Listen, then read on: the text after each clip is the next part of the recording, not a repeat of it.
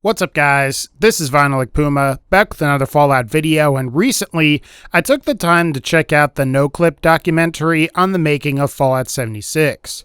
Overall, I found the experience enjoyable, and if you're not a huge fan of the fact that Fallout 76 is going to be an always online game, I at least recommend you check it out, as they do talk about some of the technical challenges behind making the game, and how they essentially had to overhaul the creation engine to get it to work. It was also pretty fascinating to hear them talk about how they decided to include various real-world locations, the local mythology, and various other things from West Virginia. So I'll go ahead and I'll link the NoClip documentary in this video's description if you're interested in watching it. However, as I watched the documentary, there was a specific part that really stuck out to me between 18 to 19 minutes in, where the narrator, who I presume to be Danny O'Dwyer, says the following. Fallout 76 is online. You can play as a lone wanderer if you so choose, but there are no private maps or offline modes to speak of. There is a story and there are quests, but the focus of this game is on the player dictating what they want to do that day. Perhaps you'll want to discover a new part of the map, or find parts to craft a specific weapon. Maybe you want to kill a monster to get a high-quality drop. Maybe you want to build a camp, claim one of the map's public workshops, or team up with others to take on events. There's also this that's said by project lead Jeff Gardner between 26 minutes and 27 minutes, where he says the following. The game we're very proud of right now that we're going to ship is about 24 people on a server, 24 to 32. One of the things that Todd pushed for the whole time, which we were all scared a lot about a little, was you're going to open up the paper map and see this huge area, and you're going to see where the other people are, for good or ill, right? So do you want to go help them? Do you see them doing this huge event that you can join in and get the big reward? Do you want to try and shoot them? However, all of that will, our PvP system ends up working out. Do you want to trade with them? Do you become friends and follow them across all of the servers? So all of the servers are a 24-person instance. You load in, you go in, it'll be full of people. You'll be able to play with them, quest with them, ignore them, have your teams and buddies. Like if you were my buddy and you load into the game, I could just jump in and immediately join you in your world, and it's seamless. It's just a load screen and you're in. What all of this suggests to me is that Fallout 76 seems to be more like Destiny and other similar MMO-Lite type experiences, where you could travel through the game world either by yourself or with friends and occasionally encounter other characters in the same area. However, unlike Destiny, Fallout 76 is presumably going to be a lot more seamless, feature more interactivity between players, and also include base building. On the one hand, I have to admit this actually sounds pretty cool, as one of the things that I actually liked about the original Destiny is that it seemed like a semi-persistent world where other players would just kind of phase in and phase out as you played through the game. On the other hand, Fallout 76 being similar to Destiny has me somewhat concerned, since Destiny 1 isn't exactly known for its great narrative, where traditionally, the Fallout franchise has been known for great branching narrative. So today, I figured I could talk about some of the positives and negatives about Fallout 76 being like Destiny, and to start, let's talk about Fallout 76's improved engine and how it could potentially be used to improve future Bethesda Game Studios games. The ability to allow for a 24 to 32 person multiplayer on a map that's 4 times the size of Fallout 4 is a pretty impressive upgrade for Bethesda Game Studios, and it seems pretty obvious to me that a lot of the technology that they have developed for Fallout 76 will likely end up being used in future Bethesda Game Studios projects like Starfield and Elder Scrolls 6, which are confirmed as of right now to be single-player RPG-type experiences. At least, this seems to be indicated in the NoClip documentary from about 540 to 712, where they talk about how the engine had to be retooled to be compatible with multiple players in mind, rather than just one.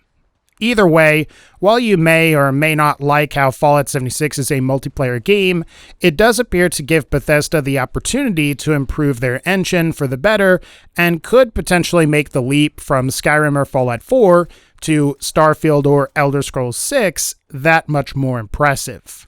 Another thing that I think is good or bad, depending on who you ask, is that Fallout 76 appears to be adopting more of the traits of a looter shooter like Destiny, Borderlands, or The Division.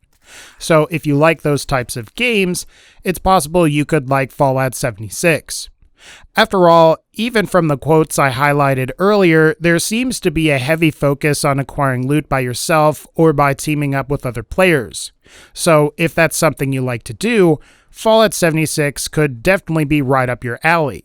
And in a way, this type of progression was sort of in Fallout 4 already, as the player could randomly obtain legendary weapons and armor that had their own legendary effects. So if you like that particular system compared to what we've seen in previous Fallout games, you might end up liking the system that appears in Fallout 76. Personally, I would have liked to have seen Fallout 76 return to its roots, but hunting down large monsters and then acquiring some loot or a reward could be a lot of fun. After all, I'm personally a pretty big fan of the Borderlands franchise, and wouldn't necessarily mind playing another game that's like that, even if it is, unfortunately, always online. I think another potential positive is that Fallout 76 is going to be a more relaxed and social game. Unlike the SWEATFests that are Call of Duty, Battlefield, Overwatch, and other more competitive games, I suspect Fallout 76 will be far more casual by comparison. Granted, there will certainly be a PvP element, however, I suspect Fallout 76's PvP is going to be a lot like Destiny's in the sense that you can sort of just turn your brain off and just run and gun until you either win or lose. I also suspect that Fallout 76 could be a game where people just kind of hang out and socialize, sort of like they did with the first Destiny. So I suppose if that's something that you're really into, Fallout 76 could potentially appeal to you as well. I guess we'll have to find out once Fallout 76 is going to be released. However, my bet is that Fallout 76 is going to be a far more relaxed game when it comes to other games, and while the competitive aspect will certainly be present, it could possibly be more of a game where people just kind of hang out and take on various missions and quests. I also suspect this game will be frequently updated. Given that Fallout 76 is a service-based game, I suspect the game will consistently be updated to keep things fresh. In fact, based on how the NoClip documentary mentions that players will be able to partake in events, I suspect that Fallout 76 will likely have weekly events where the game is updated to include certain challenges, sort of like Destiny does. Or perhaps if there are vendors in the game, perhaps players will get to interact with an NPC that's very similar to Destiny 1 Xur, who would have new items every week and would only be available during a certain period of time each week. Having a steady stream of updates like this could be great for the game, and unlike Destiny, Fallout 76's post-launch content and DLC is supposedly going to be free, meaning that if you buy the game once, you should be getting some pretty substantial post-launch support at no additional cost. For our last positive, if what Todd Howard says is true and we're going to get mod support and the ability to set up custom servers on the PC version of Fallout 76, this will easily allow the game to surpass the potential of other semi-persistent MMO-type titles like Destiny or GTA Online. And you've got to admit that the potential to play with others while also using mods that alter gravity, improve graphics, or various other things are definitely going to be a lot of fun, especially on such a large map. If done or implemented correctly, Fallout 76 could be really awesome. However, we're just going to have to wait and see what the modding functionality is actually like after the game has launched. So as you can see, there are a lot of good things to Fallout 76 being more like Destiny in the sense that it's going to be a game with an upgraded engine, frequent updates, and will likely have elements from other popular looter-shooter type games. Now, before I start talking about the cons to Fallout 76 being more like Destiny, I'm going to go ahead and mention that I will avoid talking about obvious things, like how Fallout 76 is a complete deviation from the rest of the franchise, and instead talk about some specific problems that many players have had with the Destiny games, and how these could potentially end up affecting Fallout 76. So let's start with our first thing, and that has to do with the game's story. While I suppose there will be a story to Fallout 76, I have to wonder how interesting it's really going to be. After all, the plot for the original Destiny was incredibly difficult to follow, and even if you could follow it, what was there wasn't especially interesting. Given that Fallout 76 appears to focus so much on acquiring loot, building bases, and overall player interactivity, I have to wonder how interesting the plot is going to really be. Unlike previous Fallout games where the story was centered around one player, I doubt we're going to be able to control the narrative or the way the plot progresses like we can in other Fallout titles. And for this reason, I suspect Fallout 76's story will likely be far more linear than it has been in previous titles. This isn't to say that Fallout 76 won't add or expand on previously established lore in interesting ways. However, I think the actual story element will be far weaker this time around, as you won't be able to alter the plot in the same way that you could in Fallout 3, New Vegas, or Fallout 4. Of course, while we won't really know anything until we actually get our hands on the game, if it's anything like Destiny, the story won't probably be especially compelling and may come up short when compared to other Fallout titles. Another issue that Destiny as well as similar games have had is that the PvP mode ultimately ends up negatively affecting the game's PvE mode. And I suspect that Fallout 76 will encounter some similar issues. For example, let's say the Fat Man is perfectly balanced for PvE, but when it's used in a PvP setting, it's too overpowered. In an attempt to provide a better balance between the modes, Bethesda Game Studios decides to nerf the Fat Man, making it weaker in both PvE and PvP, inconveniencing the players that really only play the game's PvE mode. This happened fairly frequently in Destiny, as certain weapons like the Gyalar Horn would be nerfed for all game modes to make things more balanced for the PvP mode, and unfortunately, it negatively affected the PvE mode. Given that Fallout 76 appears to be a semi-persistent open-world MMO-Lite type game, PvE players are definitely going to see some of their favorite guns, armor, and perks that they worked so hard to get potentially get nerfed, and this will no doubt frustrate a lot of the fanbase. I suppose we'll have to wait and see, but most other similar games in the semi-persistent MMO-Lite genre have suffered from this problem, and thus, you may end up finding that it affects Fallout 76 as well. Another concern I have is that content may be locked behind multiplayer.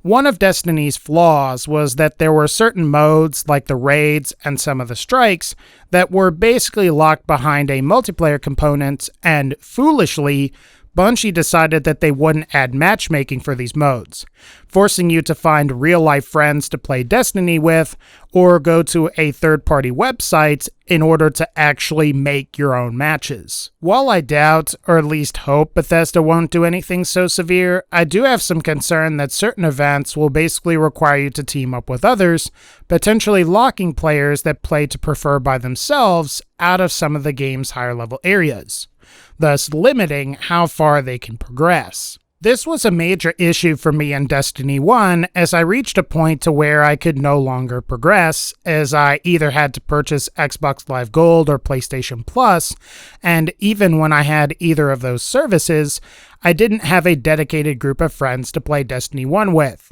Thus, I couldn't play any of the raids or really grind those Nightfall strikes. I really hope this is something Bethesda has thought about, as forcing teaming up is going to be incredibly frustrating to many of us that prefer playing alone and could end up being a massive turnoff.